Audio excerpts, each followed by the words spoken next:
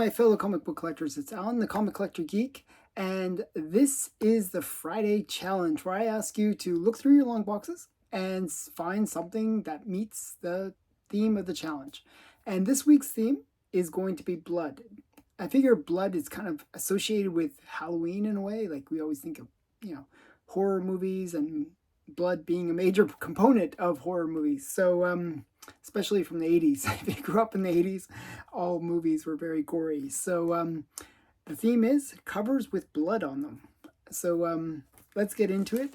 The first one, I actually tried to find Golden Age books that met the theme.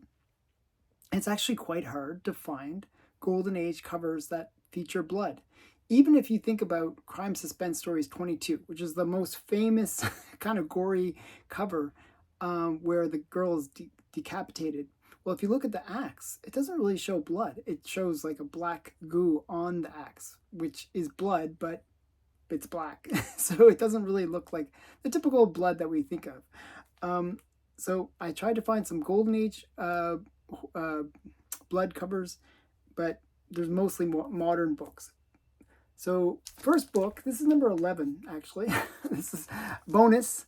I thought this one was pretty good, but, I've shown it so many times, I didn't want to show it again, have it be on the top 10 list. So you got this guy with the bloody eye, you got this bloody mess of a guy over here. It's a pretty good blood cover. So I figured this one, honorable mention. So this is Crime Does Not Pay number 36. Just a really great cover by Charles Biro. Okay. So the next one is a really interesting one. I like when trade dress kind of have that blood theme, that horror element to it. So this is Weird Terror Tales number 11. And it's, the trade dress is bleeding, basically. It's like covered in blood. You actually have the guy, looks like he got a bullet hole in him. He's maybe zombified, and he's got a bullet hole in there. You get this disheveled guy down here. So this is number 10 on my list. Weird Terror Tales number 11. And just a great trade dress bloody cover. Okay. Another really cool one, kind of suggestive that it's blood, but it's not really suggestive on the trade dress, is Shocking Mysteries. Like, it looks like kind of a bloody, the mystery's done it with a bit of bloodiness, but not really. However, to balance that out for the blood part, we got this decapitated head, and blood all around it. You got this other decapitated head, that's all bloody around it as well. This is Shocking Mystery number 51. It's an L.B. Cole cover. It's actually, L.B. Cole has had a tendency of reusing previous covers and just modifying them and, trying to one-up himself with his own covers. I forget what the original cover was, but it was a slightly different one. There was another eye and a spiral on it, but this is Shocking Mystery number 51. Sorry, 51. Just a cool book by L.B. Cole cover. Another really great, number 8 on my list, another great one is Fight Comics. And this is a decapitation cover. This is Fight Comics number 31. And if you look at the guy right here, you can see that this would be normally red. A lot of these Fiction House books, I don't know why, but they had a tendency of fading. And this would have been probably more red in the original version. So you got this decapitated head, blood squirting out even of the head and out of the neck. So pretty bloody cover. It's number 8 on my list, Fight Comics number 31. And that's a classic decapitation cover by Joe Doolan. Next one is, now we get into the modern ones, because as I said, I really couldn't find that many Golden Age comics, especially horror. I would have expected more horror ones to be on the list, but I couldn't really find many good bloody covers, if that makes sense.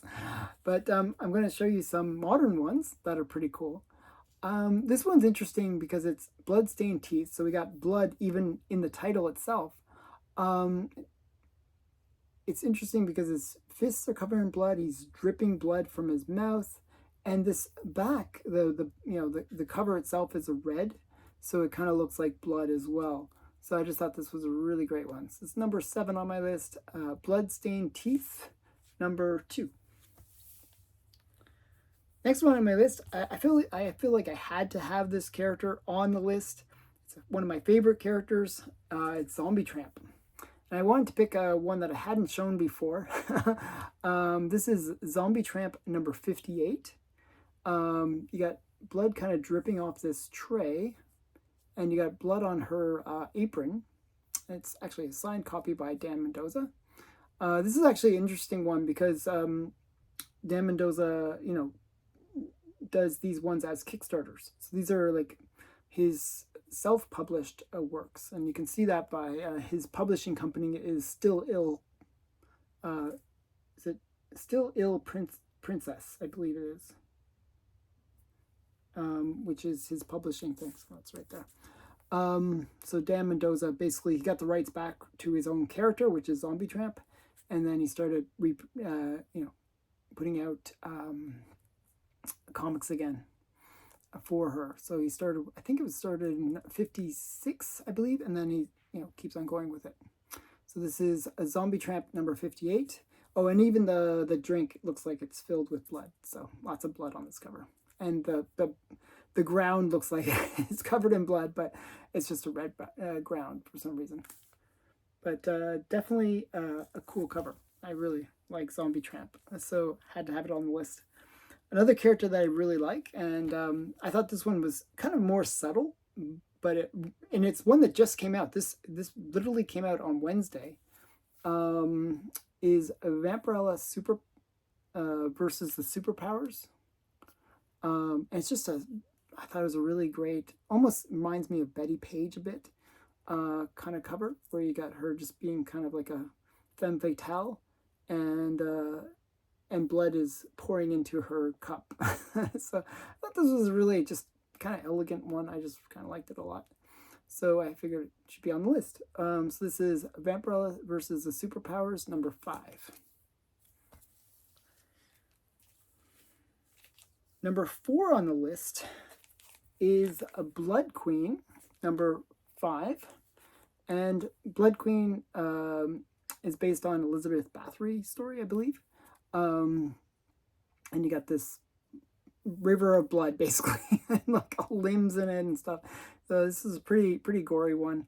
Elizabeth Bathory was, known for being the most prolific serial killer of all time, having killed over 700 people. And I believe this is based on her story. She wasn't a queen, but similar idea. So this is the Blood Queen number 5. Kind of a cool bloody cover. And another one I thought was interesting, this one's really gruesome as well, is Kill Your Darlings number 1. And there's just blood. This is like almost like what would happen if you just went crazy and blood went all over the place. And so Kill Your Darlings number 1, and it's like these bloody teddy bears, like the decapitated poor little teddy bears have been decapitated, and you get this comic where it's a bloody mess, I guess. So Kill Your Darlings number 1. Number 2 on the list is another really great one. Kind of reminds me of Elizabeth Bathory as well. Elizabeth Bathory was known for taking baths in blood, and the next 2 kind of have that theme as well. So this is Lovesick, number 1, I believe. Yeah, number 1. And she's taking a bath in blood, it looks like. So blood all over the floor, blood all over her, blood over the sink, pig ridden in blood. So just really interesting bloody cover. So yeah. So this is Lovesick number 1. Next one on the list is another, as I said, another bath-themed one. And this is Vampirella versus the Superpowers. This one also just came out this week. thought it was a great one, and it actually was kind of the inspiration for this list this week, because I was thinking, oh, what would be a really cool horror like theme, that I haven't done before, and I was thinking, hey, blood would be actually kind of a fun one. Now there's a lot of covers that could be on this list that I kind of want to put out there that you might want to consider. Like, a lot of the superhero books actually have kind of bloody covers. So, and there's also like Blade and a bunch, any vampire ones have blood as well. The one thing I want to mention is next week actually will be a vampire theme. So if you can save your vampire ones as much as possible, that'd be a good idea. But yeah, this is Vampirella versus the Superpowers number 5 again. So just a different variant of the same book. But a really great bloody cover. Just this cool blood just pouring on her as she takes a blood bath. So that's that.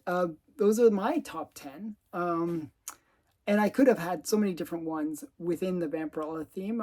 There's so many Vampirella covers that have blood.